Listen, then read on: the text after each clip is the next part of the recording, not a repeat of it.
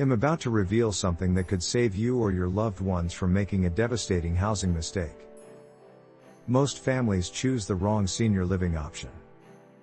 Not because they're careless, but because they don't know all 7 choices that actually exist. Here's what happens. A crisis hits. Someone falls. Memory issues appear. Suddenly, you're scrambling to find a place within days or weeks. You pick what seems obvious. A nursing home. Assisted living. Whatever the hospital social worker suggests first. But what if I told you there are 5 other options most people never even consider? Options that could save you thousands of dollars every month. Options that preserve independence longer. Options that actually match what seniors really want and need. Let's start with the option everyone thinks they understand but actually gets completely wrong. Independent living communities. These aren't nursing homes. They're not even close. Think of them as apartment complexes designed specifically for active seniors who can still take care of themselves. You get your own private apartment or cottage. Full kitchen. Your own bathroom. Complete privacy. But here's the game changer. No more yard work. No more home repairs. No more worrying about snow removal or gutter cleaning. All of that gets handled for you. Most independent living communities include 1 or 2 meals per day in a restaurant-style dining room. Housekeeping services once or twice a week. Transportation to medical appointments and shopping. Social activities and fitness programs. All included in one monthly fee. The cost typically ranges from $2,000 to $4,000 per month depending on your location and the size of your apartment. That might sound expensive until you add up what you're currently spending on mortgage or rent, utilities, home maintenance, yard care, and groceries. For many seniors, independent living actually costs less than staying in their current home. Now let's talk about option 2. Assisted living facilities. This is where confusion really starts because the name doesn't tell you much. Assisted with what exactly? How much assistance? What's the difference between this and a nursing home? Here's the truth. Assisted living bridges the gap between independent living and skilled nursing care. It's designed for seniors who need help with daily activities like bathing, dressing, medication management, or mobility, but don't require constant medical supervision. You still get your own private apartment, usually a studio or 1 bedroom. You have your own bathroom and a small kitchenette. But unlike independent living, staff members are available 24 hours a day to help with personal care needs. The cost ranges from $3,000 to $6,000 per month on average. That price includes your housing, meals, personal care assistance, medication management, and activities. Some facilities charge a base rate plus additional fees for each service you need. Others offer all-inclusive pricing.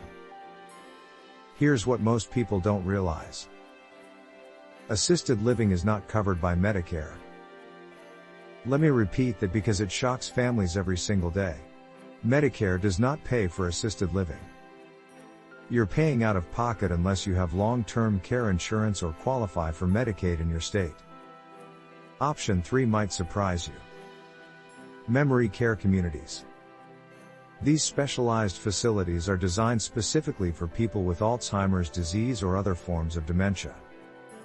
They look similar to assisted living from the outside, but everything inside is different. The layouts are intentionally simple and repetitive to reduce confusion.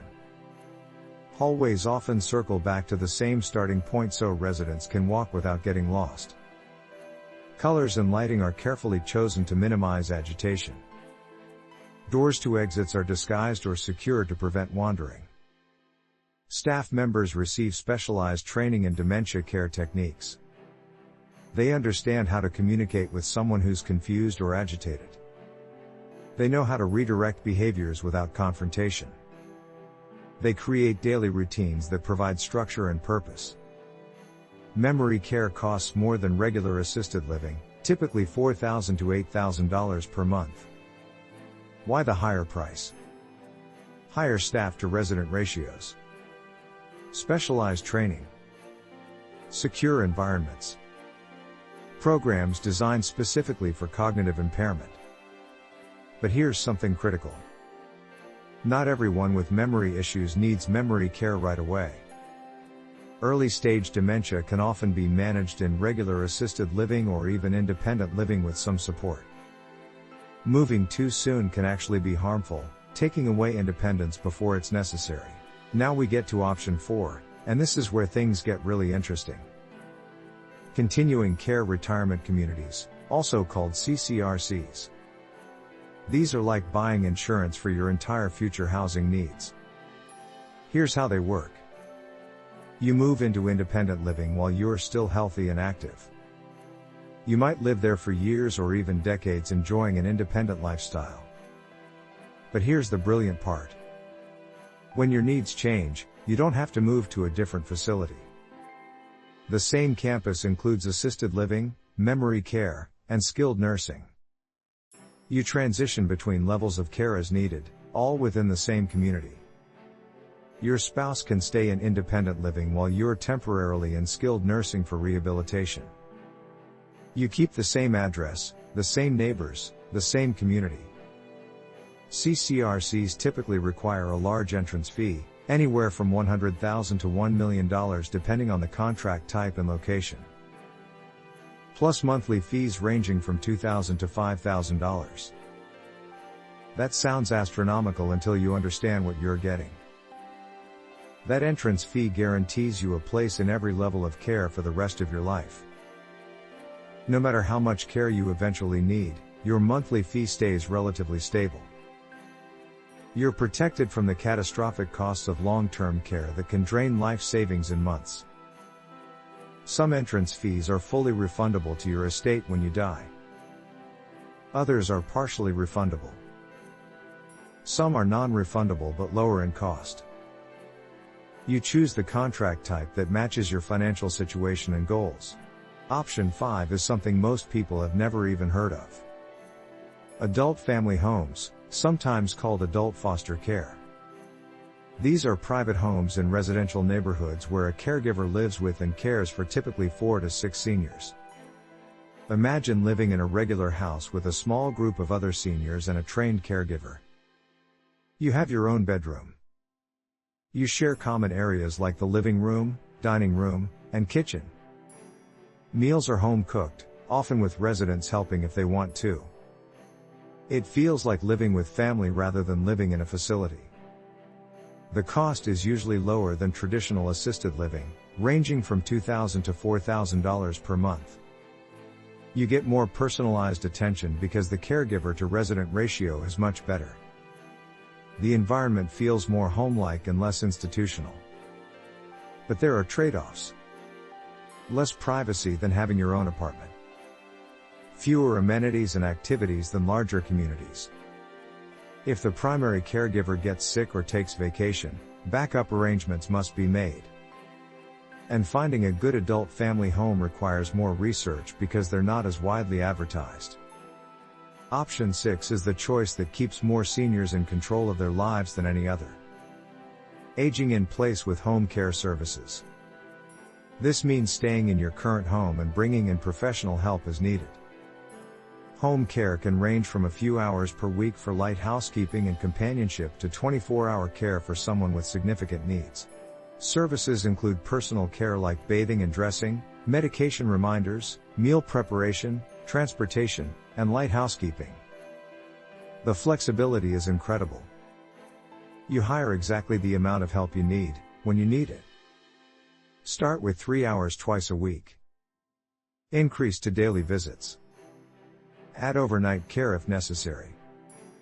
Scale up or down as your situation changes. Costs vary widely based on how much care you need and whether you hire through an agency or privately. Agency care typically costs $20 to $30 per hour.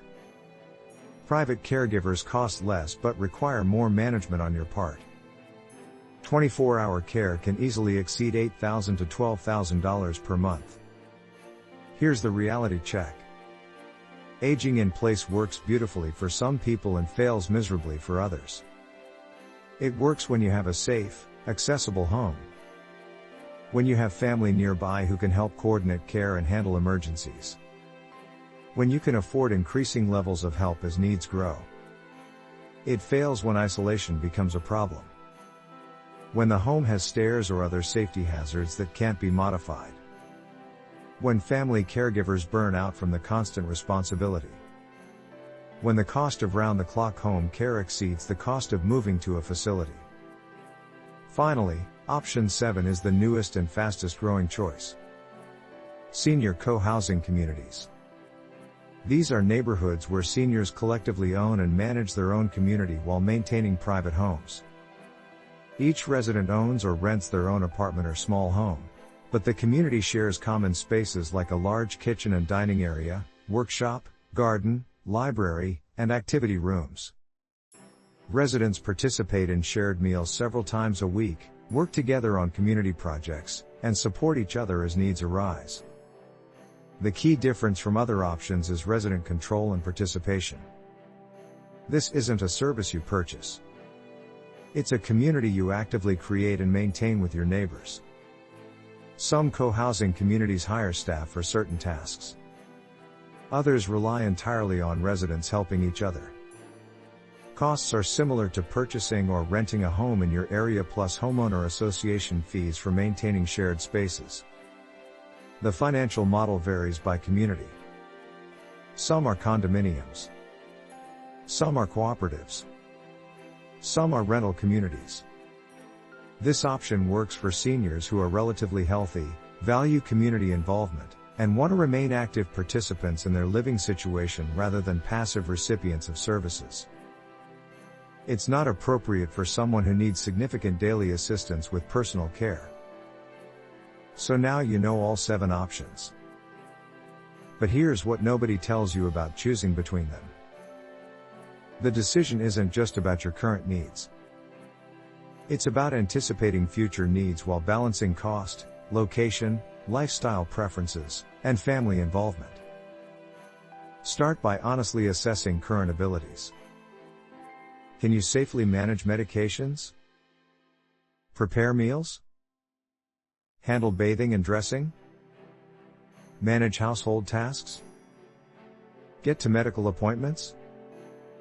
The answers determine which options are realistic right now. Then consider the trajectory.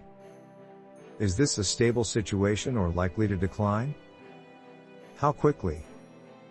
Choosing independent living when you really need assisted living leads to crisis moves later. But choosing too much care too soon wastes money and independence. Location matters more than most people realize. Being near family and friends prevents isolation and provides backup support. But moving far away to afford a nicer facility can backfire if loneliness and disconnection damage well-being. Finally, understand the true costs. That monthly fee isn't the whole story. What's included? What costs extra? How do fees increase over time? What happens when you need more care? Can you afford this not just now but 5 or 10 years from now? The best choice is the one that matches current needs, anticipates likely future needs, fits the budget both now and later, keeps you connected to people who matter, and preserves as much independence and dignity as possible for as long as possible. That's different for everyone. Now you have the knowledge to make an informed decision instead of a desperate guess.